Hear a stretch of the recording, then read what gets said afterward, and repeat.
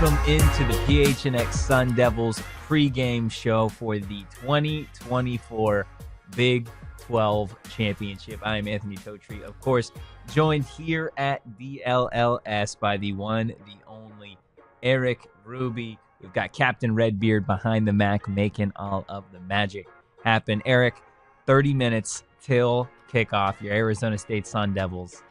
We're almost there, man. It's almost real. That time. It's getting almost real. That time. Yeah, I want to give a disclaimer. We are recording this the day before, so if any big news happens and we don't touch on it, we'll touch on it on social media. But you can get like this palpable feeling of, okay, we've been talking about this all week. We've been building up to it. And for us, we're like, okay, we're going to be there. We're going to travel. And it's like, okay, once we get there, it'll be real. We're here, boots on the ground in Dallas, taking over Dallas the same way we took over Tucson, and hopefully leaving with a similar result. Absolutely. You got 10-2 Arizona State versus 10-2 Iowa State. Both teams having pretty remarkable seasons. Obviously for Arizona State, a lot of discussion about what occurred last season in Tempe, a 3-9 season. You're able to retain Cam Skattebo, bring in guys like a Sam Leavitt, get Jordan Tyson healthy, and here you are with one of the best run defenses in this conference as well. And then on the flip side, for Iowa State, their first 10-win season in program history. Matt Campbell has done a phenomenal job with the Cyclones thus far. Obviously, still a young quarterback in Rocco Becht, but they got a couple of wideouts, 2,000-yard guys who are surely going to be a challenge for that Arizona State defense. Just before we dive into Iowa State, and obviously we've talked Arizona State Sun Devils, rightfully so, the majority of the week. But for people that are just tuning into this one pregame show, what about this Arizona State team has led them to this moment? Ooh, it's tough. It's like I can go the player route or I can go the mentality route. I'm going to go the mentality route first. This is a team full of underdogs but talented players. Players who had a very clear mission going into this season, led by an incredible coaching staff, some of the best coaches that Arizona high school football has ever seen. They take care of all the little details when it comes down to how you tackle, when you tackle, what you're going to do. This is a team that does almost everything on the margins right. Mm-hmm. And that's why you've seen them win so many close games. It's why when it comes down to the clutch, you see them pull out big play after big play after big play. It's because they spent all summer, all season being ready for whatever moments presented to them, and for a team full of transfers, a team full of players that other schools and programs didn't believe in. Like, you best believe that all of that is manifesting when they take the field, and they certainly have the talent to back it up. That's the mentality part, but you can speak a little bit more to the player part. I mean, team goes as Cam Skattebo goes. Yeah, Cam Skattebo has been remarkable this season. The nation has fallen in love with this guy over the last month, really, because of what he's been able to do for the Arizona State Sun Devils. A big part as to why this team is playing for a Big 12 championship. Nearly 1,400 yards rushing, 17 touchdowns on the ground, a couple through the air, nearly, I believe, nearly 500 receiving yards on the year for Cam Skattebo as well. But it's not just Scat, right? There are guys like redshirt freshman quarterback Sam Leavitt, who has been marvelous this season. We saw a stat just the other day that in 288 passing attempts, only 3 turnover-worthy plays. Insane. He has executed Marcus Arroyo's offense to a T, near perfection game after game. And while the passing yard numbers or the touchdown pass numbers maybe aren't the highest in the world, or not even the highest in this conference, based with guys like a Shedeur Sanders who has more than 30, even guys like a Rocco Becht having more passing touchdowns than a Sam Leavitt. He's been really, really efficient, and that is what I think has been the best part to watch for his development and why he's been able to execute this Arizona State offense. And then one guy that you're not going to see in the 2024 Big 12 championship game is, of course, the star wide receiver, Jordan Tyson. Jordan Tyson, over the last 3 games, nearly 30 catches, 444 receiving yards, handful of touchdowns as well.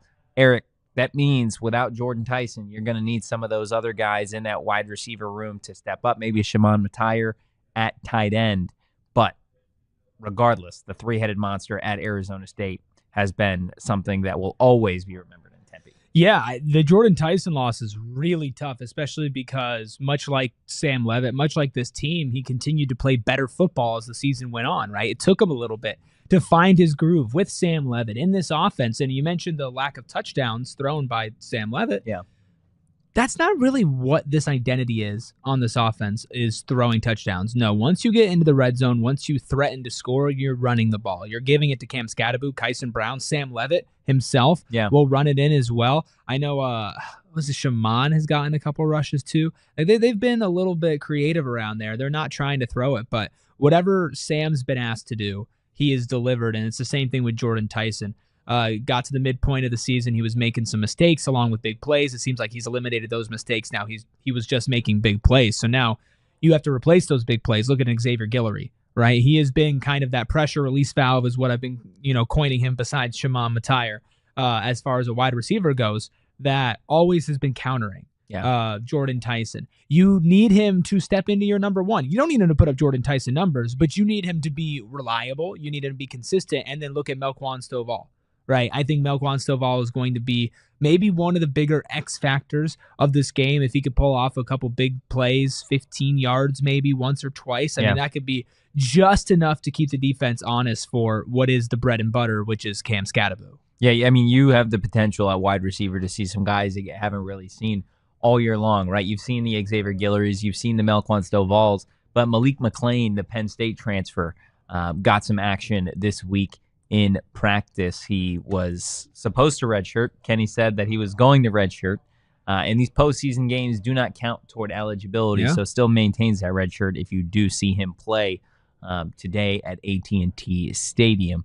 Interested to see just how many snaps he takes. He was running with the twos all week in practice. Troy O'Meara obviously had a really, really strong season last year for Arizona State. You haven't seen him much, if at all, really, this season. He's been running with the ones outside of, obviously, Jordan Tyson going down.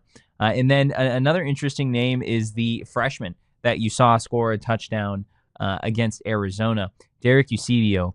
Do you really think, like, and this is not me trying to throw shade, but like, do you really think that he is going to be a key or integral part I don't know of this game? I don't know if he's going to be a key or integral part, but I think you probably see him. You think he's going to see the field? I think he sees I don't know. He's been running with the twos. So is Malik McLean. I think Kenny's going to do some interesting stuff, so I'm not going to rule it out, but I doubt he's going to be really actively involved in the game plan. You know what happens if he scores a touchdown? Then I'll be so happy to be wrong. We clip this and then go straight there. Okay, that's fine. Oh, I jinxed it. Let me say more bad things so ASU can I mean, again, it's I'm just telling you what we've seen at practice. I would love it, man. I would love it. I don't. That feels like a big jump. I mean, that's nitpicking, but that feels like a big jump. First touch was a touchdown. I get it, but it was against a very, very bad team. Like a really bad team. This is not a really bad team. Iowa State's a very good team, a very well-disciplined team, and not a team that's going to miss as many tackles as an Arizona will or give up that type of coverage. So, I mean, I love the kid. I love that he was able to score on his first play. If he's able to do something, that's a wonderful story. I'm not personally banking on it, but I feel like we're kind of doing Iowa State a disservice if we're going to spend time talking about Eusebio. I feel like we got to get a little bit more into Let's get into Iowa it. State. Let's get into it. You mentioned a really good Iowa State team, of course, coached by Matt Campbell. Several years at that program. None like this, though. Obviously, 10-2 this season, and a big part of that is because of their passing attack. Rocco Becht, at quarterback, all offseason. You and I were both pretty firm that we thought Rocco Becht would be a pretty solid quarterback in this conference. One of the best. Maybe top 3, maybe top 5. I think he's played at times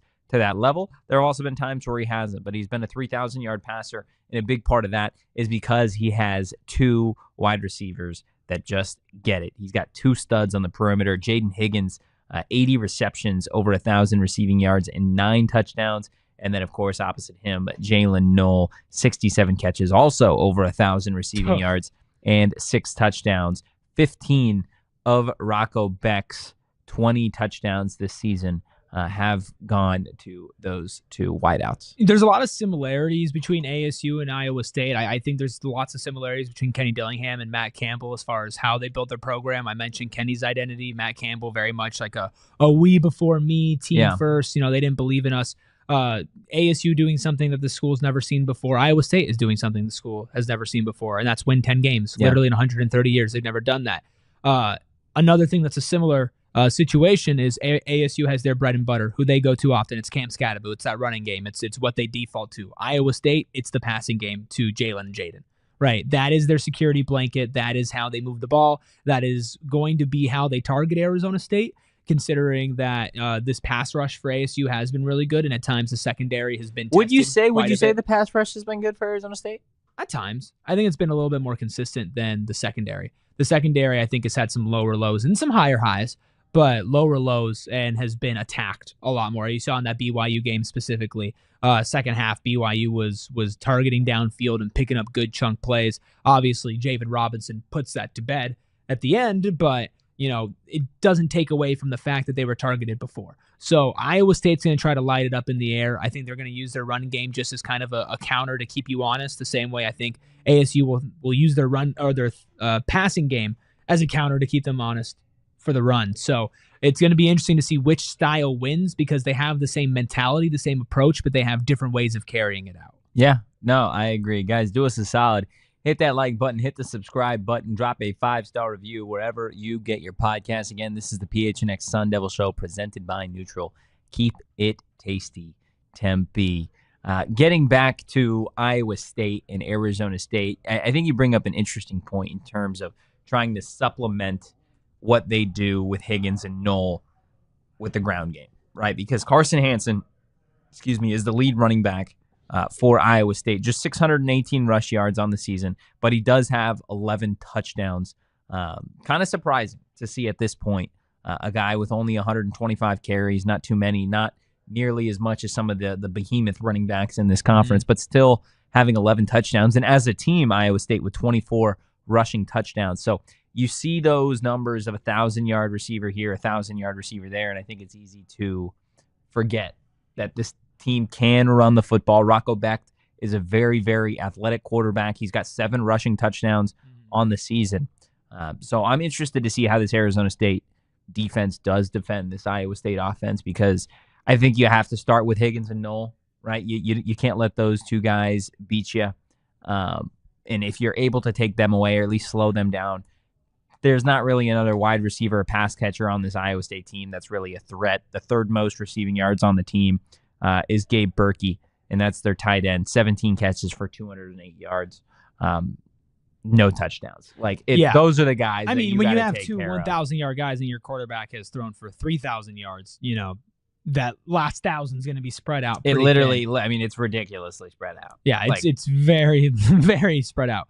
But even with rushing as well, I think that goes back to how well coached they are, because when they get in the red zone, they are not afraid to get creative, right? They're not afraid to hand it off to anybody and try to score, but it does feel like they found their bread and butter as well. So, I feel like this is going to come down to, I know we use the term chess match quite a bit, but it does feel like, depending on what coverage is thrown out there from Brian Ward, what looks are thrown out there from Marcus Arroyo, same thing with Matt Campbell and his coordinators, I have a feeling we are going to be in for a very fun back-and-forth football game where it's adjustment to adjustment to adjustment. Okay, we adjust and get Knoll. Okay, now Higgins is the target. Now we have to figure out how to adjust to that. Oh, we adjust to Cam Skattebo. All of a sudden, Sam Leavitt and Shimon Matai are connecting and moving it downfield, right? Like, there are counters to everything, and there are 2 coaching staffs that are thinking 1,000 moves ahead. This should be the best Big 12 game of the year. This should be one of the best games of the year. That's what I fully expect it to be, because I think each team has some pretty clear strengths and some pretty clear weaknesses. And in a way, from a neutral perspective, that makes it more fun when there's 2 really good. Yes, neutral. We love neutral. When it comes to a neutral perspective, that makes it more fun because each team has something to play with as far as what our weapons are we going to use, but also something they need to plan for is in what weapons are they going to use. No, yeah. And I think that's going to be really fun. Well, you bring up the idea of weapons, so I'm curious for you. One, do you want to take Iowa State or do you want to take Arizona State? Depends on the question. Who is going to be a difference maker? Offensively one, defensively one for each team. I'll let you pick. Do you want to take the Cyclones? X Factor difference maker? Yeah.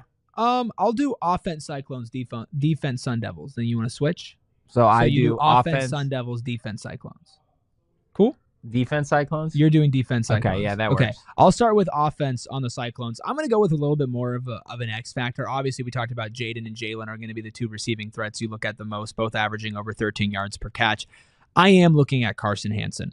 I'm looking at his 125 carries, 618 yards, and 11 touchdowns. Because if this Iowa State team can get a consistent ground game enough to the point where you're going to be worrying about them, you're going to be thinking about them, and then that opens up so much more for the passing game, I think that makes them borderline unstoppable on offense. So if Carson Hansen gets going, if the defensive line doesn't step up to the moment, then that is something that I'm very worried about. What is an X factor or standout player for Sun Devils offensively from your perspective? Offensively, I think for me, it's going to be Shimon Matire. Shimon Matire is, I think a lot of people want to say Scat or they want to say Guillory or Amir or Leavitt even.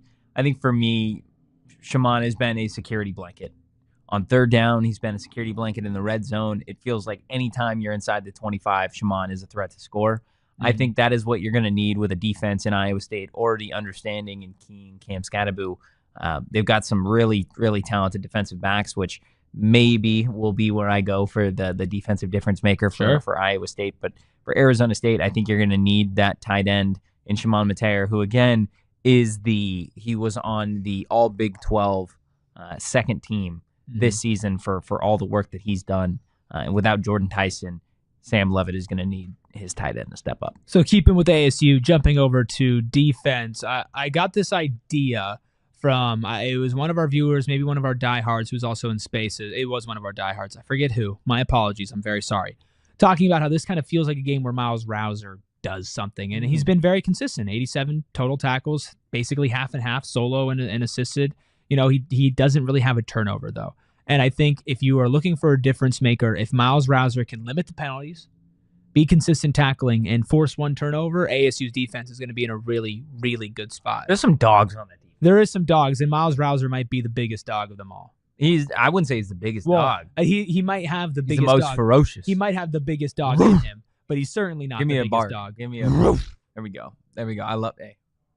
I mean, this is the energy. I mean, obviously, we kind of had a very early flight this morning, but like I'm trying to put myself on Friday. I'm trying to put myself in the headspace of like, man, we're here. Big 12 championship, Anthony Totri. You're right, and just a couple minutes away at this point. By the time everybody's watching this, it's almost that time. I know, it's crazy. And look, again, to give fairness to Iowa State, I'm going to give him a defensive key player, Jontez Williams.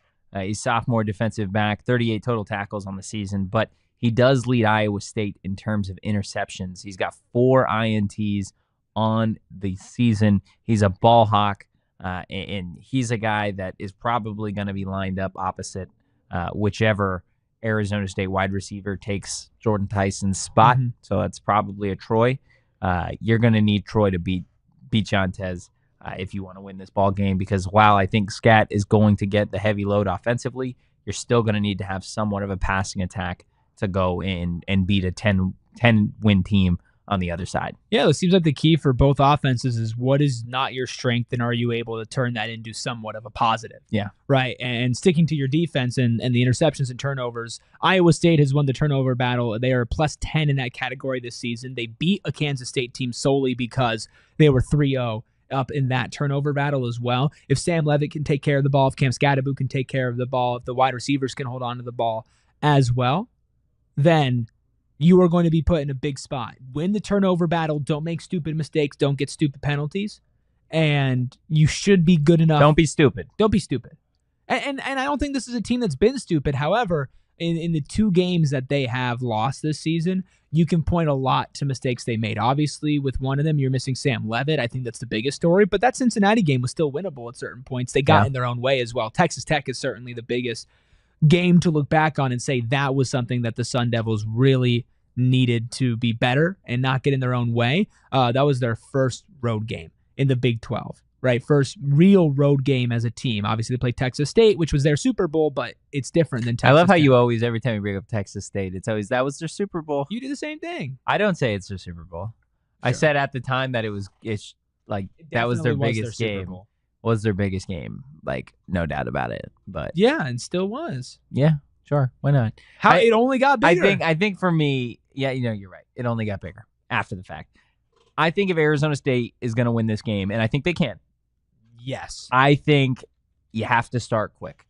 You have to do what you've done the last 2 weeks. You have to come out flying and punch them in the mouth, because this is a team right now without Jordan Tyson that's not necessarily built to play from behind, right? It's not a team that is going to try and air it out 35, 40 times a game, because you don't have your number one wide receiver out there in Jordan Tyson. Everybody in that stadium knows that the ball is going to Cam Skattebo. You are going to have to make it work anyways. Build a lead. Hang on a time of possession the way that you've been able to do all year long against really good opponents like Kansas and Utah and some of those other big games when they mattered most. Very good opponent, Utah. When Utah was good. Okay. Before Cam Rising forgot how to play football. Forgot how to walk. Yeah, I guess all of the things. Forgot how to fill up a job application. The ghost of Cam Rising. If you can start off hot, right, the way that they've done, specifically last 2 games, Scat, I believe, had 3 first-half touchdowns against U of A, 3 first-half touchdowns against BYU. If you can get 3 first-half touchdowns for Scat against Iowa State, you are feeling fan-bleep-tastic. Well, here's the thing. If you exploit their weakness, right, in their run defense with Scat, it's not an unrealistic possibility, right? I think going out there and saying 3 touchdowns straight is best case scenario. You predicted that this team would be up 14-0 at one point. I did. 14-0 at 10:35 a.m.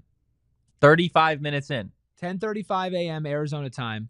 30 minutes into the game, your Arizona State Sun Devils will be up 14-0. Well, I called that at 10:35 a.m. Arizona time Friday. With the ball. With the ball, yeah. So potentially going up 21-0. I don't know. I mean, listen, I don't know if that's you do know. You said it with your chest. I don't know if that's going to happen. No, stand up. But I do agree with the. Well, here's the thing. The thing is, this is pre-recorded, and then we're going to get to the point where it's like, if that doesn't happen, everybody's going to go back and blame me. So I got to hedge my bets a little bit. But to your point on starting quick and starting fast, without Jordan Tyson, like you mentioned, without your big-time player to get you back into games, it's more important than ever. Because if you fall down to an Iowa State team that can throw the ball consistently well and win the turnover battle, those are all a lot of things that don't not going to be lend themselves to a comeback victory for you. And then again, with their run game, if they're able to run the clock out as well, I mean, that's a recipe for disaster. So you need to control this game. You need to get out and strike first and control the momentum. And if you don't, it's fine. We've seen ASU bounce back from that, but I'll feel a lot more comfortable if my prediction of at 10:35 a.m. ASU is up 14-0 with the ball.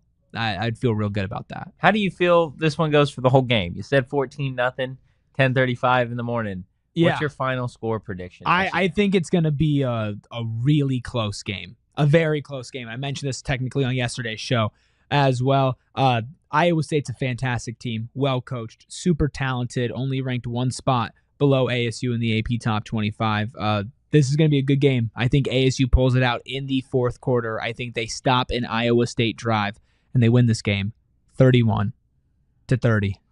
So you think it's the defense that stands tall at the end? I think the defense stands tall at the end, just like BYU. Wow. We're here. Just like Texas State, basically. We're here. I say their Super Bowl. 28, Arizona State. Okay. 27. Wow. Iowa State. Wow. Got a 1-point ball game as well. But if you notice, I have Arizona State scoring 4 touchdowns. I don't think you're going to see their field goal kicker get out there debate and do all that. I think we see at least 1 field goal attempted. I don't know about a field goal made. I guess I technically have a field goal made in my score prediction. I think we see at least a field goal attempted. And I say indoors. I say Arizona State's offense scores the go-ahead touchdown at the end to win it. So they're down 21-27. 21-27. And so an extra point puts for the it away. Win. Yeah. I can't lie. I'll be nervous. but it kind of hits. Tell me it doesn't an extra hit. point for the win and they pull through and they get it, that is a full circle moment. And you do that. And you punch your ticket to the college football playoff. And guess what? No matter what, after this game, of course, we're going to have a post-game show. Whether we're celebrating a good game or a good season. Obviously, bowl game afterwards, no matter what, but still. And then, guess what? Sunday, college football playoff show. We're going to do a show live. We are going to fly back Sunday morning, get off the plane, and go directly where, Anthony Totri? To PHNX Studios. To the PHNX Studios to do a live college football playoff reveal. We just don't along. stop, do we? No, we don't. Eventually, we're going to have to stop because our bodies will force us to stop. My body is already we're already thinking about bedtime. Hitting that point. Guys, do a solid. Hit that like button. Hit the subscribe button. Drop a 5-star review. It's about that time. Wherever you get your podcasts. Quickly, you've seen into the future. I have. Give me one word to describe this game. Electric. I'm going intense. Yeah. Guys, that is going to do it for the PHNX Sun Devils pregame show. Woo! Coming up next, the 2024 Big 12 Championship. I know there are a ton of people right now at Gila River Resorts and Casinos, Wild Horse Pass, getting ready for this. Make some noise. Your Sun Devils could be on the verge of being Big 12 champions. Wild. Absolutely wild. Guys, if you enjoy the content, give us a follow at PHNX_Sun Devils. You can follow me at Anthony_Totri. You can follow this guy right here, the man who sees into the future, at Erik. Wait. Whoa. I'm seeing. No. Can't be right. Yeah. Every single person has liked this video